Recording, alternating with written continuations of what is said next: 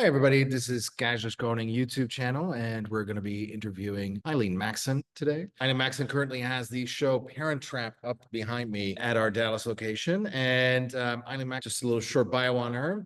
Born in 1980, is an interdisciplinary artist, focusing mainly on video. She has a BFA from the University of Houston, an MFA from Carnegie Mellon University, and she also attended the ateliers in Amsterdam. Some of her highlights of exhibits are at the Wackness Center for the Arts in Columbus, Ohio, the Queen Museum of Arts, and Museum of Moving Images. She currently is in Ohio again, this time teaching in Oberlin. We'll discuss that a little bit into Eileen's work, the ideas of video, how video is her form of expression, how that has changed for her and her interaction. Eileen, if you want to say a few words, just say hi, or wanted to add anything to your bio, please do so. No, I think you got it all, Bart. Hi, everybody. Well, good. I think interesting thing to talk about is for Parent Trap, you and I had met over my encounter with your work about a screening I was doing at Walters with Brent Birnbaum. I was just really struck by your sense of humor in your work, which is very rare and hard to find.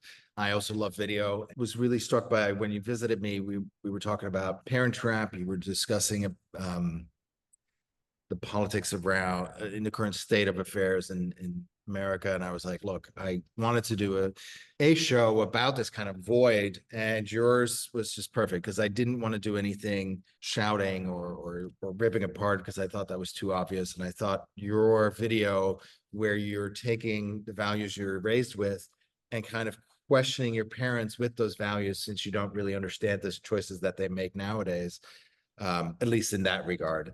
And you hook them up to a lie detector test, and as you can see, it's this three channels or three screens are projecting them largely, and in front of you, like you're sitting in front of this round table. I was struck by the compassion that was there. I was struck, of course, by the humor, the understanding of your parents as well. I mean, it's very nerve-wracking to be up there, even though it's within your construction.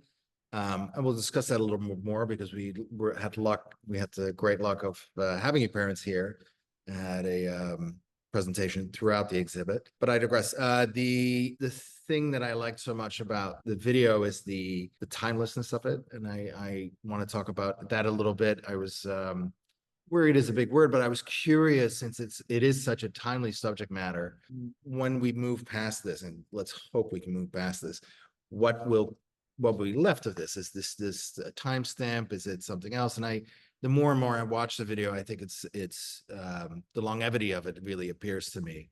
It gets into roles of you as an adult, being still a child, confronting your parents, having those questions, but also this sense of love between family members of how can you think this, and how vice versa. Those are just some of the things that I thought were really brave and curious to see you attack them. Not your parents, but the idea. Yeah. Yeah, not your parents. No,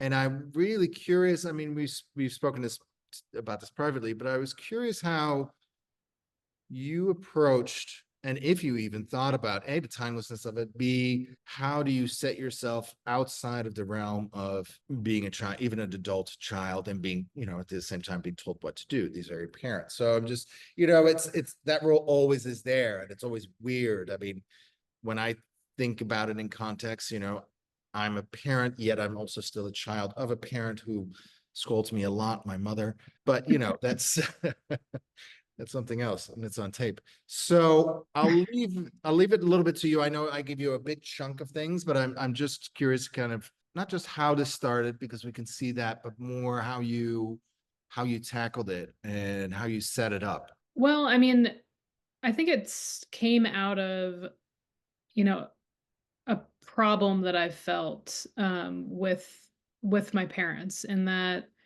you know, which I think a lot of people can relate to, just, after the 2016 election, feeling, really upset with the outcome, and then also just very much not understanding, how, these people that I love were, supporting, were part of the people that voted the other way, let's say. And so, it happened that on January 6th, I was living with my parents at the time and had this very like strange experience where I was upstairs, watching the invasion of the Capitol on my device on a different channel while my parents were downstairs watching it in their world on their channel. That evening we came together and had dinner and did not talk about it. It was kind of strange to say the least. I think we were both like, talking about the weather, talking about, TV shows. It was like whatever we could talk about that was not, the biggest event, not just of the day, but of quite some time. And so the idea for this work, I think, came out of this problem of just feeling like, the only solution that I could find to keep our relationship was to avoid the subject. And so I think that's where, the original kind of idea for this was to contradict that, to like push through that and find a way to do it was in keeping with, our family. Our family just uses humor for everything. It's kind of like an all-purpose tool. And it was strange that I couldn't find that tool or use that tool, very well before, before this piece. I think if I did use it, it was in a way that was like snarky or kind of like with an edge to it in our I was discussions gonna with my say family. it's hard not to. January 6th was so fresh and so absurd. There was a guy running around with reindeers, antlers on his head, and then you're like, Dad, Mom, this is what you voted for? Like, these are the people that stand behind you. I mean, it's just then it just starts sounding like sarcasm or ridicule, which is not what you want to do. I mean, doesn't get you anywhere other than just animosity. Yes. Yeah. Yeah. And so I think through this work, I mean, something that I talk about also is that, within the work, it has its own lie detectors. Like, as, just on the surface level, you see as the work unfolds, like a light will flash, if there's a true or false statement at times. But there are other ways in which the work reveals itself as its own, lie or truth. When it starts, there's a clapboard that shows the date, when we shot the work, which was actually 2 years ago. And then just right from the beginning, I created this whole setting. Like I, constructed the set and really, did a lot of work, on the lighting and just to create this whole environment. And pretty much within the first minute, my mom is like, "Where are we?" And then I say, "Well, you're in your house," because it was upstairs, in an extra room at my parents' house. And also, as you're watching, my parents have their faces are each other's lie detectors. When one says something that's a little sus, they might be like, so there are all these ways in which the work reveals itself. Also, my dad makes mention, "Hey, we're tired. We've been shooting for 3 hours or 4, whatever it was." Hmm. Um, versus the final piece is about 27 minutes. So there are all these like truths, folded into the work itself as well. Well, absolutely. And I will say your mother is the most expressionful in the film. She's a delight to look at just because she is so expressive, from the rolling eyes to the huffing and puffing to, nothing goes past her, quite literally. For It's sure. whereas your father is much more like forgiving and just intently listening. She's, watching the clock. She yawns in it. Yeah, exactly. Which I didn't notice for quite some time while I was editing because there's 3 channels and whatever. I had other things I was on a mission while I was editing for other things. And then I was like, I texted my siblings, and my parents. I did like a screenshot of my mom yawning, and in the end I really like it because she's her own lie detector. She was being honest. So Yeah, and I mean, there's a truthfulness about it. I mean, I've mentioned this before. And I think that comes through. And this is one of the ways. Is it's compassionate from both sides. You've shot it compassionately, but it's also a lot of give and take. Your mother goes very much into a dialogue about at the end where she goes, "This project's about you. We're doing this for you." There's this, even though there is discomfort, be it time, duration, or things you don't want to talk about, and especially on tape, they're doing that for you. I mean, and that's the love of a child to a parent, or of a parent to a child, etc. But it's familial. I think that's also the familiar. That's what you identify with. And I think that's the strength also a lot of this video is there are very identifying points of family structures, but the way we talk to each other that only family can or relationships can. And that, I think that bears a lot in there. So, and some of the things that I really appreciate also are the ways you catch them from your mother, grammar mistakes, even though she's like, I'm a pincher for grammatical errors. And, but also one of my favorite discussions is actually you see it behind on the screenshot when you ask your father about toxic men. And I didn't have the chance to ask him, but I always feel, I mean, granted, I've watched this video quite a bit. There's this change of his explanation that at the end he kind of goes, he starts listening to himself. And I wonder if that explanation changed something in him. We'll never know. And it doesn't matter if we know. I like also this openness of the video, and you wonder whether your own explanations of material or points can change or do change you. It's very relatable in that way. It is no longer about conservative, liberal, etc., but more about ideas of value, I guess, family values, which I find interesting. I mean, is that something that you became aware of? I mean, your parents are very strong and vindictive and in standing point in their ideas, and not just political ideas, but just their identities. Like, this is who we are, and this is what we stand for. Did your understanding of that change at all after this project? I don't know if that question makes sense, but. Well, I think, something I think happens with the work is that, I understand and also hope that an audience understands my parents as complex characters. They're more, there's more to them than, this binary of like a two-party system, even, for example. And, something that I realize is that I wasn't as interested in doing that for the figures that I introduce into the work. Like, for example, Trump, like in the screenshot, I asked my dad, do you admire toxic men? Because, when I was growing up, he was like a huge, Bill Clinton fan. And so, I kind of am trying to probe, what is it that you admire about these specific men? And he's at first kind of puzzled. And then in the end, he says, well, I don't consider them toxic. I consider them flawed. And he's willing to accept that. And I think like something about these, if I think about this work as, in a way, a portrait of them is, to like for someone, including myself, to see and understand them in a more complex way. This is maybe like getting off topic a little bit, but after the first assassination attempt on Trump, I was talking with a friend, and she was like, oh, my mom felt bad for Trump, like, can you believe it? And I mean, they were against that it had happened, but I had this, like, my reaction was, Trump is, he's a father, he's a grandfather, there are people, it's hard to conceive, but there are people that love and appreciate him in this way that's not accessible to us,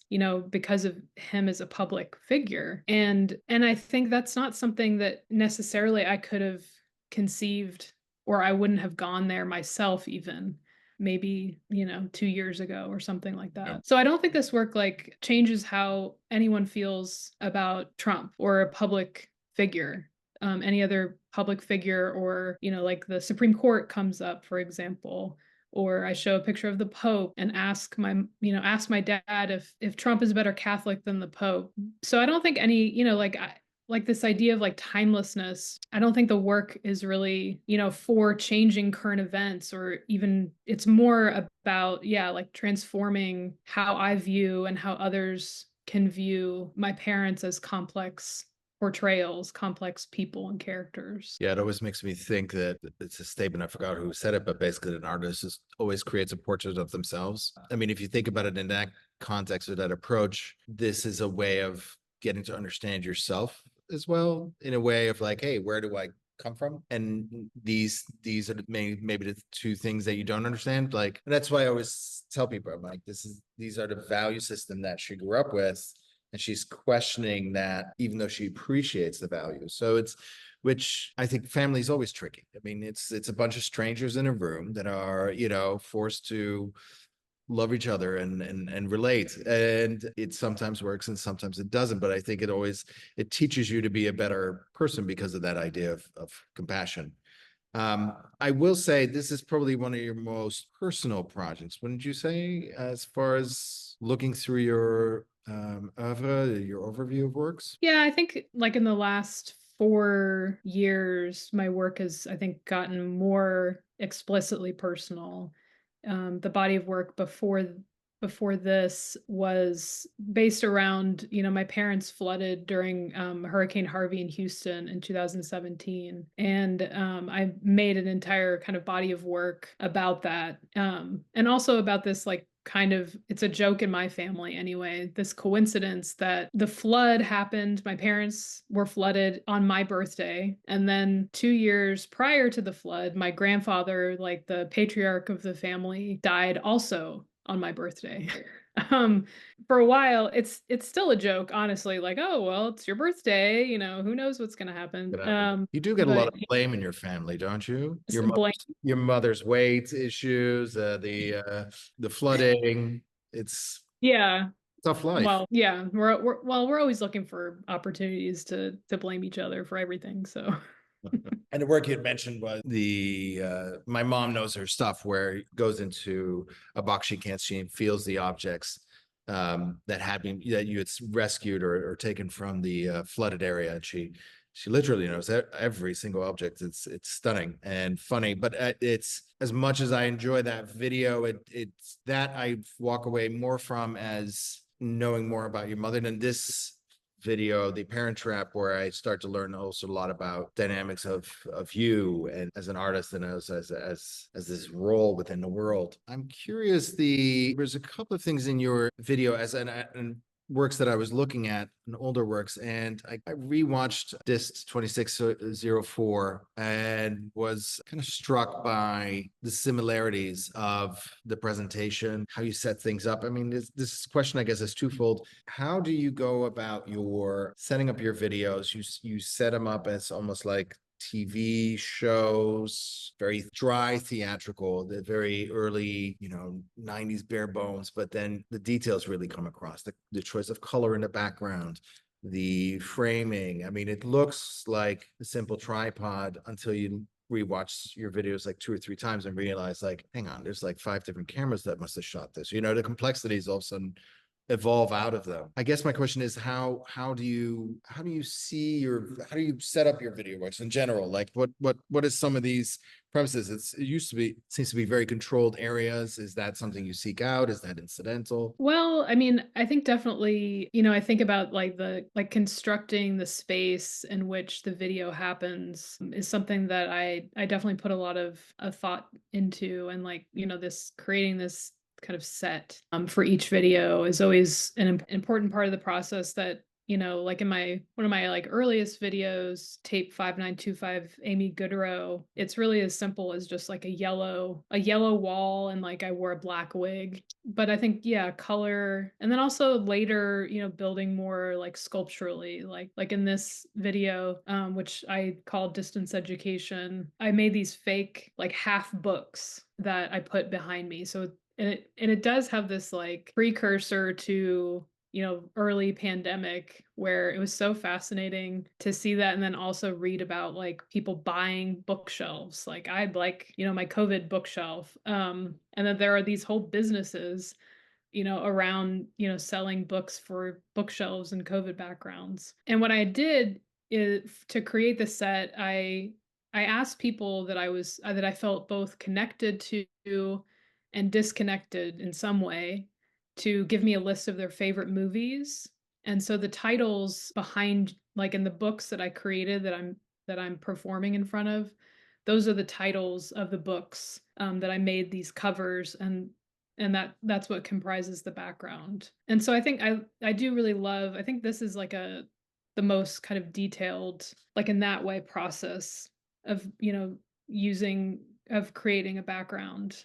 And then in this, so this installation was at an artist run space in San Antonio, Cactus Bra Space, way back in 2004. And then I enjoyed thinking about, what happens outside of the camera, outside of the frame. There are no books outside of, what I shot Yeah. in front of, which again, like, we all could think and see, during our new Zoom life. Yeah, I was really struck by that video, and I watched it again last night, and I was just like, wow, how'd you know the future? I mean, it just has that really awkwardness of when we all started with Zoom and we didn't know quite what to do or how to do. And we were very conscious about who we are.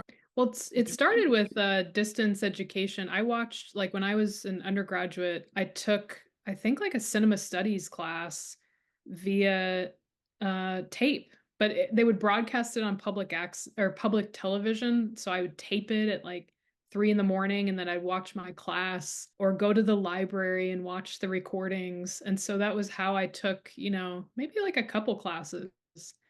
And it just, I just love thinking, like when I watch television, or media of any kind, I love thinking about what's happening there.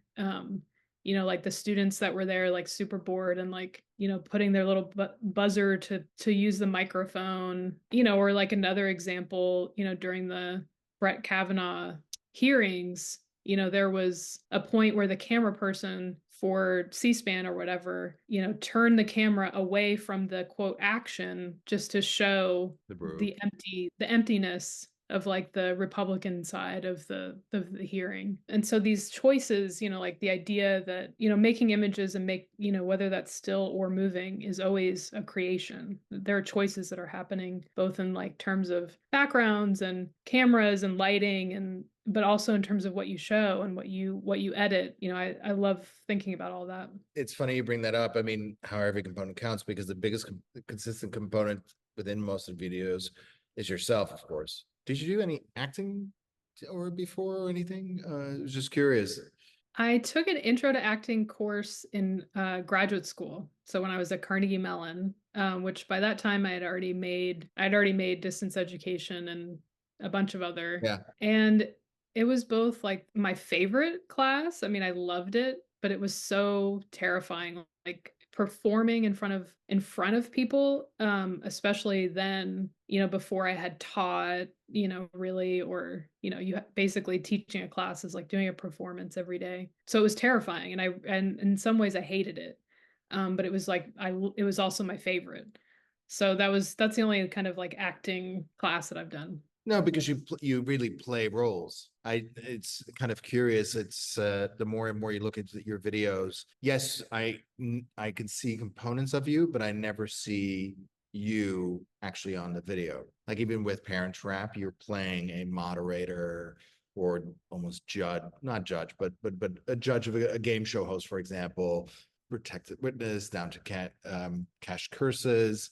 I mean, do you ever work that where you feel that that's more you, or do you choose really to set out a role and kind of do it that, like, how do you go about thinking about that, how you are placed in the video? Well, I think there was a turning point. Like I think like in my early videos, I was interested in kind of like playing these parts of myself through characters. So I'd say like there are truths about me that are obscured through, some of these characters.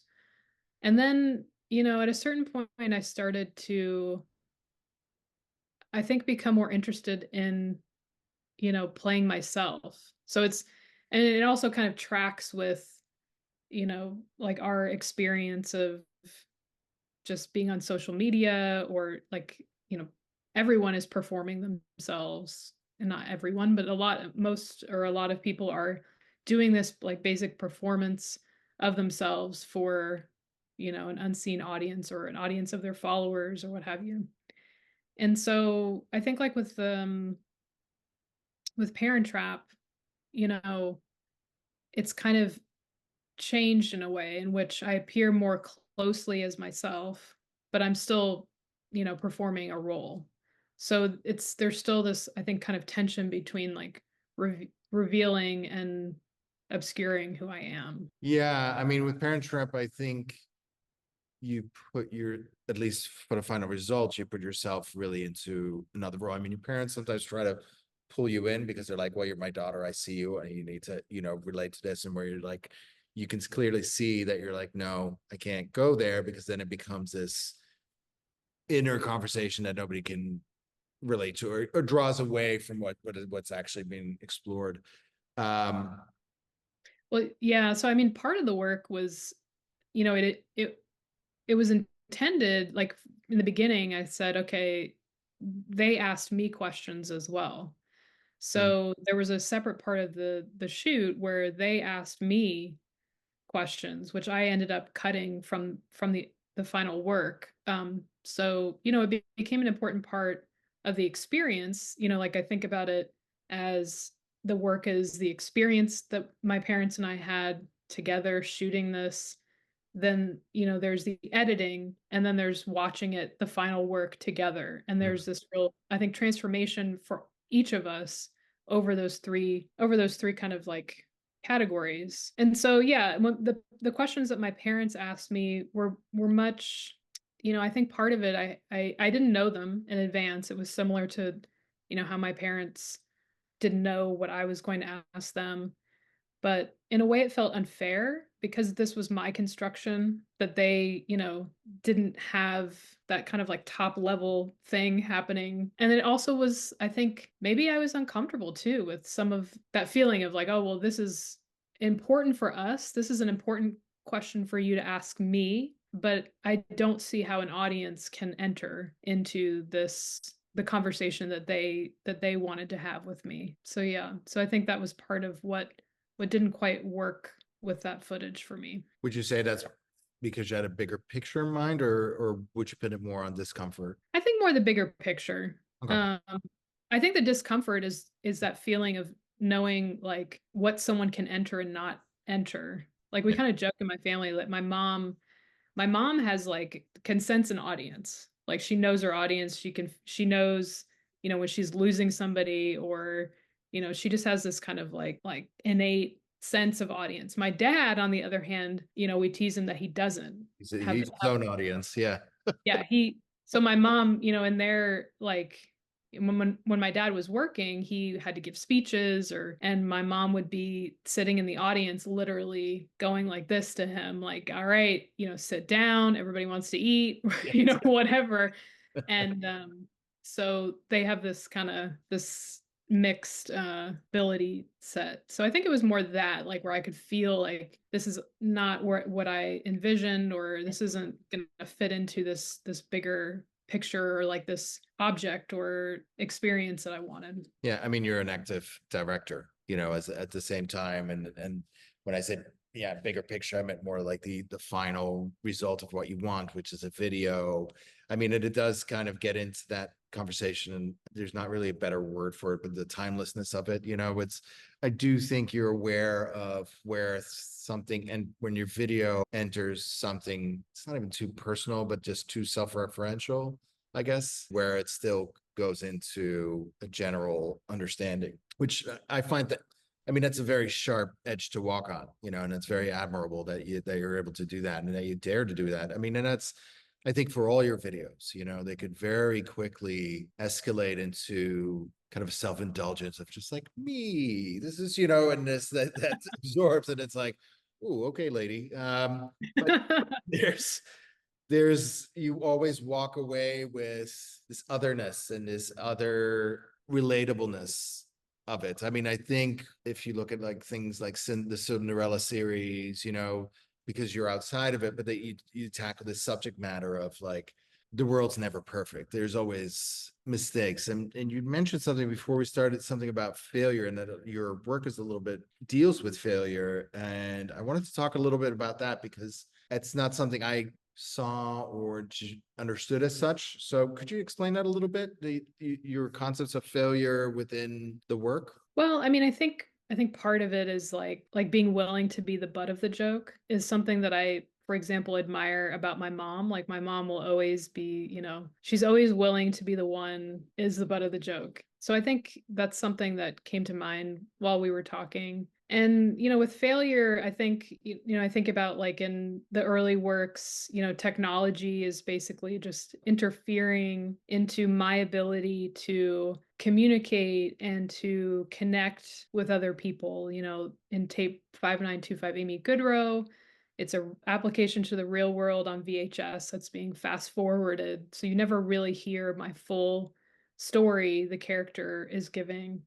Or in distance education, my mic keeps going out, so I'm not quite able to communicate. Also, then this line between failure or like, like with my mom's work, or my mom knows her stuff, it was kind of like a let's see, like let's see if she can do this. Like, if I give you like how well do you know your stuff? You seem to love it, but how if I put you to the test, will you fail? And And she the answer doesn't. was no. No, I mean, she knows the price she paid, the discount. It's absolutely stunning. But what I also hear you say, which is kind of curious, your fascination, I guess, with miscommunication. Curious, where does that come from? Is that something that, I mean, clearly it's conscious because it's a repeating theme, but where did that kind of originate for yourself? Was it merely technology aspect or? I mean, I think like working with technology, you just have to embrace failure.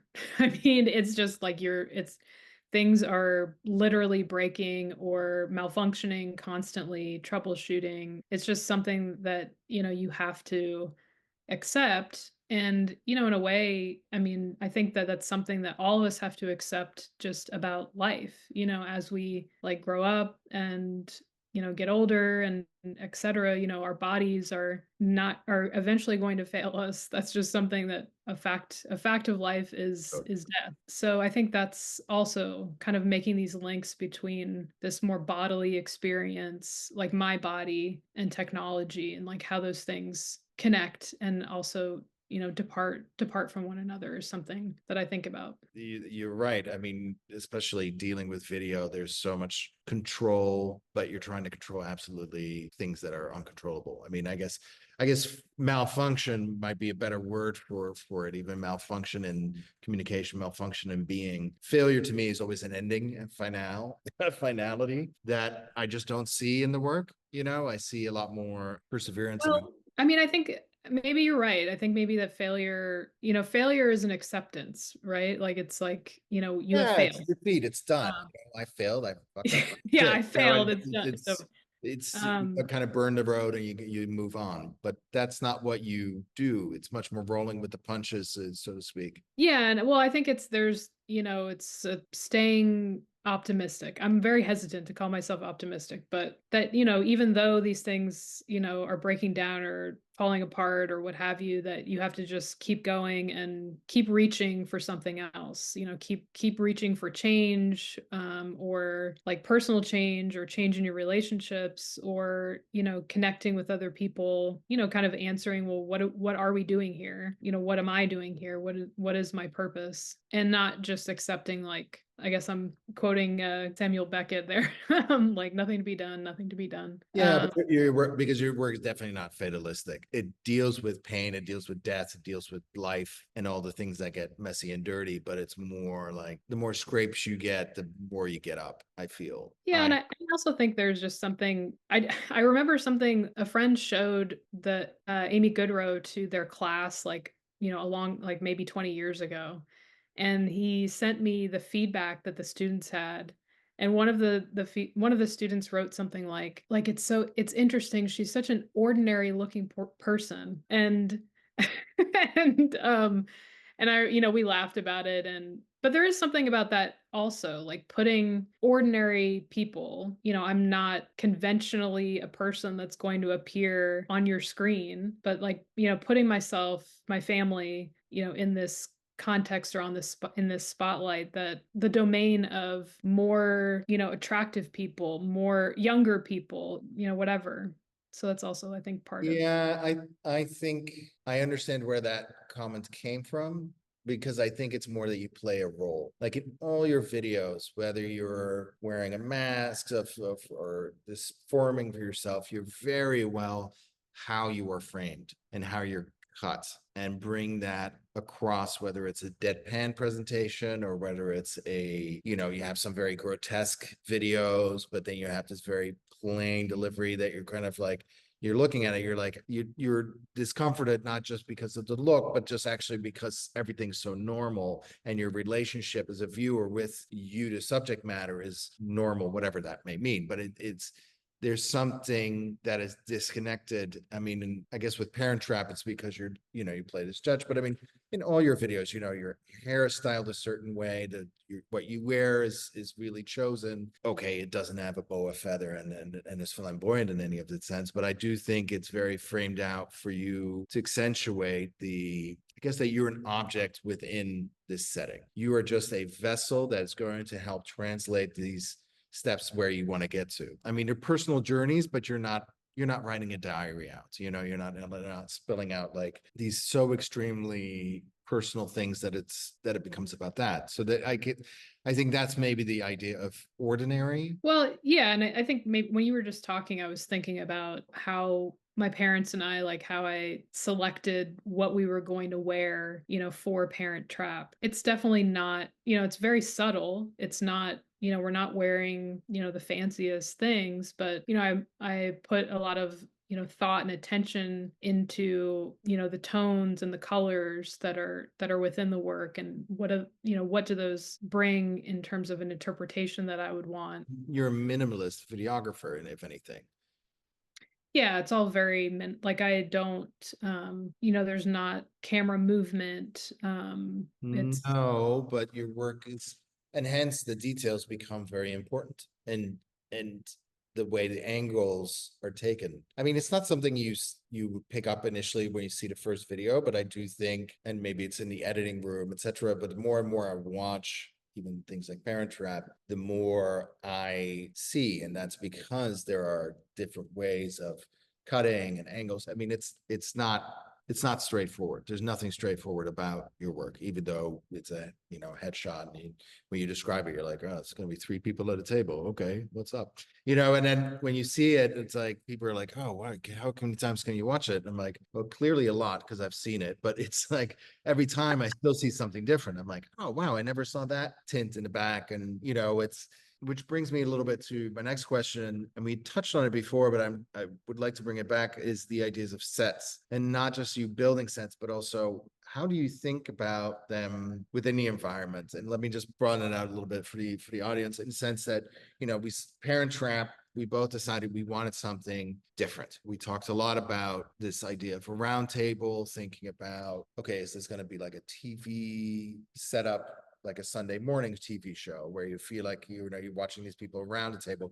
Will the audience sit in the middle while the TVs are around? Anyway, we went through various ways. What was interesting to do was that we were really thinking about how to extend what was happening, not literally, but just the feeling of, I wanted to give it more of a presence. So I wanted it off the walls. And you came up with these various scenarios, and we ended up eventually just kind of bringing a wall into the space. You feel that it's different. We left the back open, so you kind of feels like a TV studio. It's fake, but you believe it. I mean, I think that's about your work always, that there's always something, I don't want to say fake, but not, and it's not untruthful, but something that requires, artifice. yeah, you're not hiding it at the same time, but we do believe it, and I'm just curious, besides this particular installation, how do you think with your work about the eventual output of it, the way it needs to be viewed or is viewed, and not just the video editing, not just the channel, here it's done, this is how you see it. Well, I mean, I think that it's something that I think about per piece or medium. So, I think it depends on the work, and then also on the environment at hand. Is that you can, not with 3 channels, like with 3 channels, you're more limited in a sense. I don't think that this work, if I just projected a single projection with these 3 images, I don't think that it would be satisfying to me or come across the same way as having these like physical screens. And also this separation, I think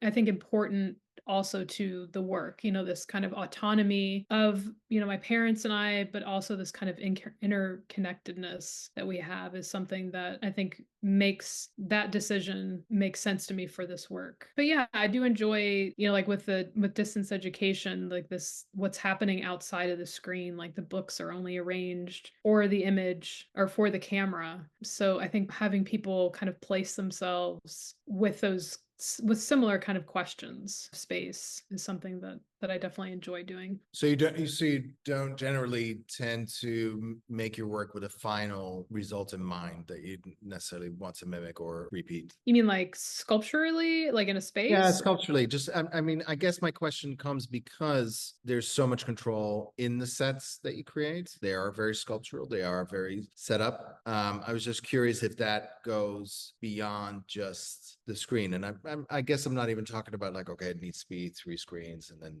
because that's easier, but more, yeah, I was just curious if you have this kind of final vision that you are aware of as well while you're making the works. Does that make sense? The question, I guess. Yeah. I mean, I think it changes though across works. I think that, yeah, I think it changes. And also, I mean, I'm not as much, I think about the single channel works I've shown, on monitors, and I've also shown them as projections. They've been in film festivals. And so I don't necessarily across the board with works have something in mind where I say, okay, well, it must only be in this particular way, or There's this no is real the effect. parameters that you set on. Okay. Yeah. I was just curious, I guess my wondering, I mean, was more because of that control of the set. I was curious how far that stretches as to how you didn't show things. I mean, It's an interesting question. I mean, I think that in some ways with this piece, I think that the wall, like the decision that we made to make this wall within the space brings some physicality, I think, to the idea of a border or of something, a division. And I think that that is important. It also makes it more imposing in the space. well, it gives it a real presence. I mean, I Yeah. understand, of course, with any film screening and things like that, that's outside of its bounds, right? That's you're submitting because you want to be part of another story. But when it's more of a environment that's going to be defined for you, I guess it's just with your work in general, I feel very much a sculptural aspect to it. And it's again, because you play these roles, you're sculpting these forms, be it even with yourself, you're transforming your physique, your presence. Much control as you have there, even though you speak of failure or malfunction, you try to influence all of that quite a bit. So I was just curious how that kind of bled over into the final results. So I wanted to bring something else in, and we mentioned it briefly, your ideas about humor. You mentioned that your family, that's the way they kind of communicate and survive a lot, and I can certainly relate to that. Do you see any other purpose within your work for humor, that it gets to places that I guess you couldn't expect, or you couldn't see anything else kind of touch on? Not just that it's coming from you as a person, but much more of like, hey, how is that as a tool within your artwork? Yeah, I mean, I think from my earliest works, one that comes to mind is Cinderella, where it was a very early mashup from 2002. Now this seems like quaint, I guess. Like, you can make this and put it online and circulate it very easily, but I took Disney's Cinderella and then I took the audio from Beverly Hills 90210 and put it over the image from Cinderella. And so what you get is a Steve telling Kelly that, he spread rumors about her being a slut. And then she says something like, what, I can never get over that. And, and then Cinderella, runs off at midnight. And so I think that, the humor of it then also reveals something about the truth of the influence of these media, of these, archetypes, and also of, media as well. So I think, using humor to poke at things and reveal things is something that I think goes back to, yeah, like my earliest works for sure. And again, it's almost like you were looking into the future with the Me Too movement coming out of this. And yeah, it's, I mean, I guess it's also because you touch on so many relatable subject matters that you're bound to see them happen again and again. You know, we move in cycles, even though we think we move ahead. It's kind of like repeat, repeat, repeat. And hopefully we learn from each cycle of it. And I think humor is one of the ways to kind of strike people at a level that opens them up, and then you can kind of go in, you know, and that becomes, they'll laugh, but at the same time they're walking away with the truth that's just kind of like, oh, hey, what did you do, you know, what did you actually stab me with? Yeah, I think if you can make people laugh, they're persuadable. I think Yeah, they're that's for sure. Your guard drops, you yeah. open yourself up, and then that's where you jab them. Yeah. On that note, I just wanted to thank you for your time and talking about your work. I really enjoyed it. I love learning about your way of dealing and controlling the environment. I think it's immensely brave that you've been able to put yourself out there the way you did, especially with Parent Trap, and especially at a time like this. I've been extremely impressed also with the audience, that the way they perceive the work and open themselves up, and not, you know, it's a tough time to have shown it, and at the same time it was the perfect time to show it. You know, we're all exhausted of politics, yet it is our life and it weaves through it whether we like it or not. And I think your work gave an angle that we all needed at this perfect time. So I wanted to thank you for that. I wanted to thank you for your time now. Yeah, that's thank you so much. Great. Thank you so much, Bart. This has been a lot of fun. Always, all your insights have been, just really interesting to me, and really just fun to talk through this stuff with you. So thank you. Absolutely. All right, we'll see you later. Thank you. Bye.